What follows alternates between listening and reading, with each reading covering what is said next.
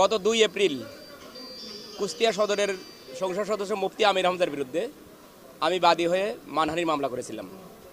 মামলাটার উদ্দেশ্য ছিল আমাদের সিরাজগঞ্জের কৃতি সন্তান, আমাদের হৃদয়ের স্পন্দন, আমাদের গণপ্রজাতন্ত্র বাংলাদেশ সরকারের মাননীয় মন্ত্রী জনাব ইকবাল হাসান মাহমুদকে কটূক্তি করেছিল, তাকে নাস্তিক বলেছিল। আমরা ক্ষুব্ধ হয়ে তার বিরুদ্ধে মামলা করেছিলাম গত 2 এপ্রিল 2026 সালে।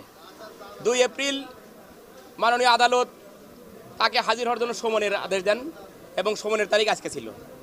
উনি হাজির হন নাই। মাননীয় আদালত আমাকে প্রশ্ন করলেন, যেহেতু সংসদ চলতেছে এই মুহূর্তে ওয়ারেন্ট দেওয়া ঠিক হবে কিনা। আমি বললাম, সংসদ চলার কারণে ওয়ারেন্ট দেওয়াতে কোনো বাধা নাই। সংসদ চলবে, পুলিশকে আমরা গ্রেপ্তারি পরোয়ানা দিবেন আপনি। পুলিশ যদি মনে করে তাকে সংসদের স্পিকারের অনুমতি নিয়ে গ্রেপ্তার করতে হবে করবে, কিন্তু ওয়ারেন্ট দেওয়াতে কোনো বাধা নাই।